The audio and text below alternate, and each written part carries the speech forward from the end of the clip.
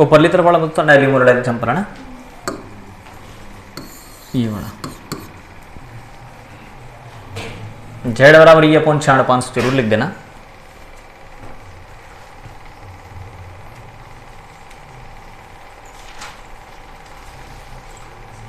Sodium का Z पूछ ले पेपर में, मान लो कितना आएगा बताओ। NaCl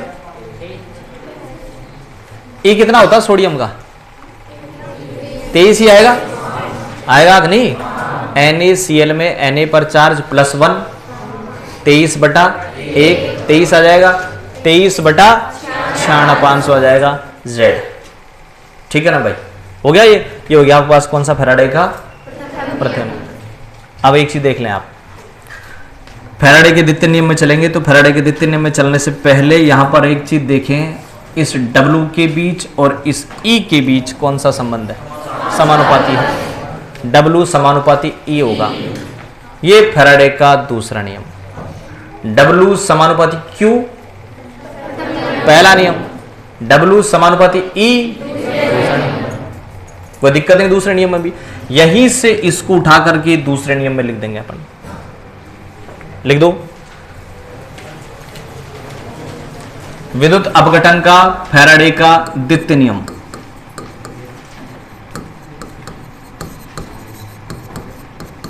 विद्युत अपघटन का फैराडे का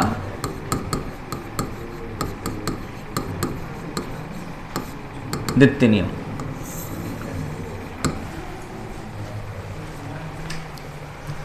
पहले नियम लिखते हैं फिर बात करते हैं।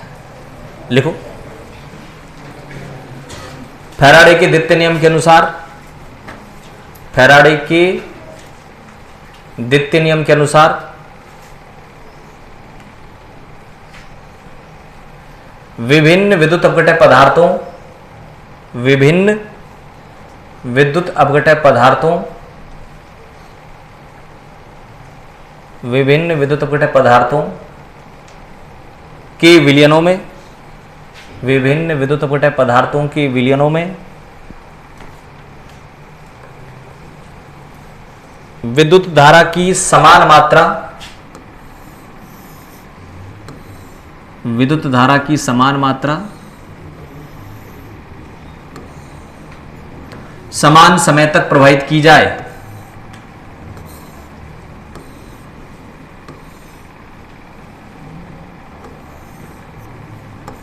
विद्युत धारा की समान मात्रा समान समय तक प्रवाहित की जाए तो इलेक्ट्रॉनों पर मुक्त या जमा पदार्थ की मात्रा,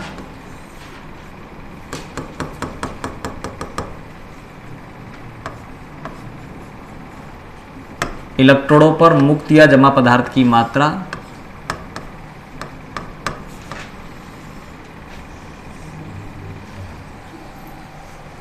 उनके तुल्यांकी भारों के, उनके तुल्यांकी भारों के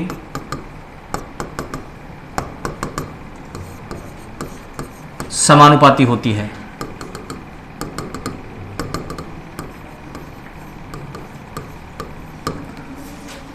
उनके तुल्यांकी भारों के समानुपाती होती है। ठीक है भाई, मतलब वो ये रहा, W समानुपाती E आ गया, लिख दो W समानुपाती E और ये डायग्राम बना दे।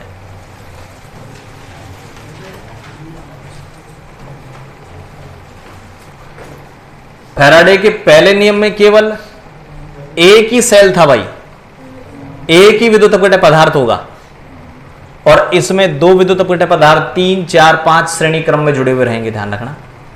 तो एक विद्युत अपघटन पदार्थ हो सकता है, 2 हो सकता है, 3 हो सकता है, 4 हो सकता है। विद्युत अपघटन 1 हो, फैराडे का पहला नियम, 2, 3 हो, द्वितीय नियम। इसलिए मैंने पहली लाइन क्या लिखा है बताओ, विभिन्न विद्युत अपघटन के विलयन। अरे सही है कि नहीं? पहली लाइन क्या है दोबारा बताओ। इस लाइन को लिखवाने की जरूरत क्यों पड़ी?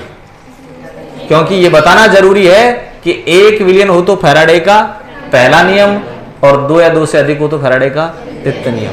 तो यह द्वितीय नियम लगेगा जब विभिन्न विद्युत अपघटन पदार्थों की विलयन हो। सही है ना भाई? विभिन्न विद्युत अपघटय पदार्थों के विलयन हो तब।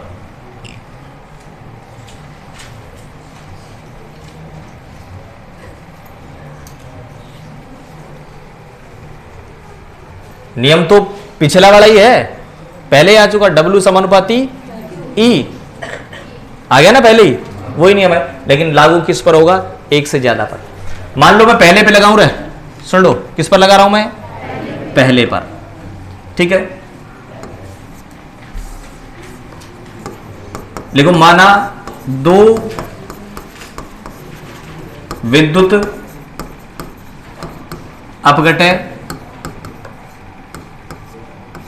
पदार्थ युक्त सेल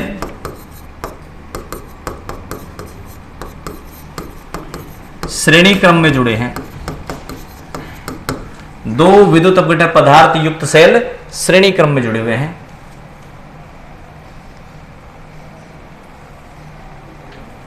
ठीक है, दो विलयन हो गए। पहले नियम पे लगा रहा हूं, प्रथम नियम, सॉरी प्रथम विलयन, प्रथम विलयन की बात कर रहा हूं, और इस प्रथम विलयन पर मैं फैराडे का नियम लगाऊं। फैराडे का प्रथम नियम, पहले विलयन पर पहला नियम। पहला नियम क्या है भाई? W बराबर ZQ ही तो है, W बराबर ZQ है। इसमें आप ध्यान दें, W अलग आएगा, Z अलग आएगा, Q समान रहेगा। दोनों सेल में Q समान रहेगा, सही है कि नहीं? द्वितीय विलयन की बात करूं, द्वितीय विलयन पर बताओ, द्वितीय विलयन पर क्या हो जाएगा? W2 बराबर Z2Q। अब आप एक बार ये बता दो, दोनों विलयनों में मैंने Q समान क्यों रखा है? क्योंकि दोनों एक ही बैटरी से जुड़ रहे हैं ना भाई, एक ही स्विच है, स्विच चालू किया, दोनों में समान करंट समान समय तक प्रवाहित होगा, तो Q दोनों में समान होगा। Z दोनों का अलग अलग है, अलग अलग आएगा Z, ध्यान रखना। आप निकाल चुके Z, जैसे मान लो अगर मैं तांबे का निकालूंगा तो तांबे का कैसे आएगा? E/96,500, और तांबे का E कितना होता है? 63.5 बटा 2 बटा 96,500, और चांदी का कितना होगा?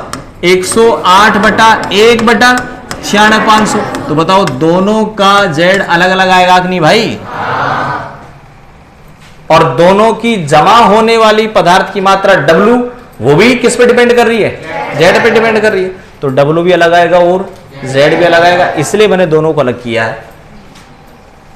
जमा होने वाले पदार्थ की मात्रा भी अलग आएगी, अरे इधर जो तांबा जमा होगा वो अलग जमा होगा, Ag जमा होगा वो अलग जमा होगा, तो Z भी अलग होगा और W भी अलग होगा, Q समान होगा। अगर मान लो मैं इक्वेशन 1 में इक्वेशन 2 का भाग दे दूं तो क्या जाएगा बताओ?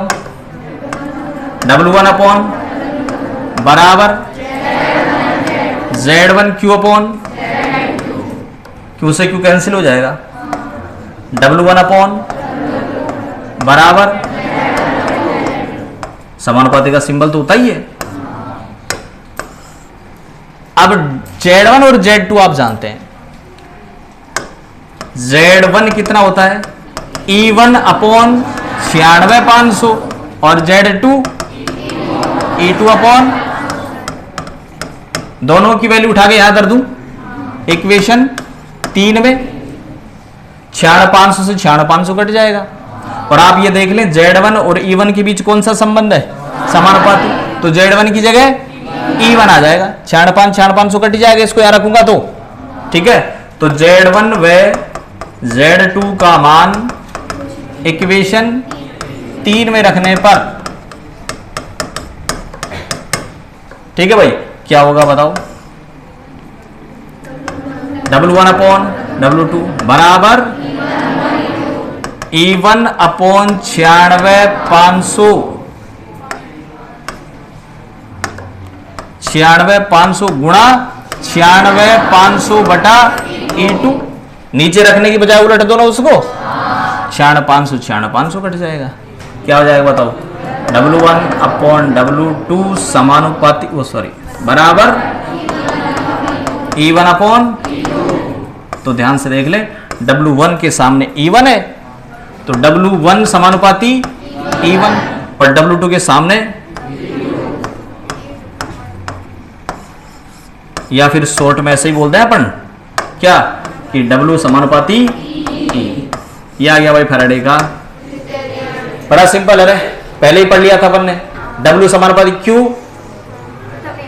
पहला नियम, और W समानुपाती E द्वितीय नियम लगाओगे जब क्या करो, Q तो समान रह जाएगा, और W1 बराबर Z1Q और दूसरे विलियन पर W2 बराबर Z2Q, Q से Q कट जाएगा, ये आ जाएगा। ठीक है, करो स्टार्ट। ये डायग्राम बना दिया था ना, आ जाओ।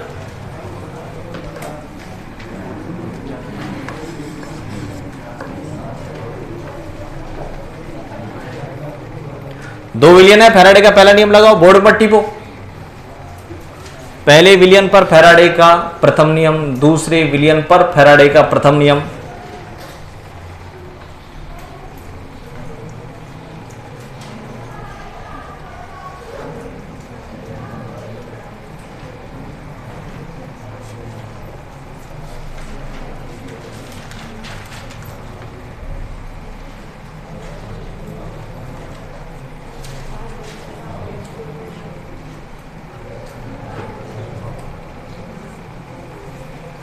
हो गया, उसके आगे कर दो अपने आप ही भाई, भाग दे दो 1 में 2 का, Q से Q कट जाएगा, तो W1 अपॉन W2 बराबर Z1 अपॉन Z2 आ जाएगा।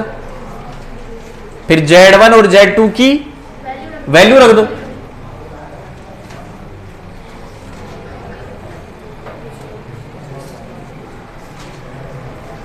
भाग दे दो, भाग देने के बाद वैल्यू रख दो।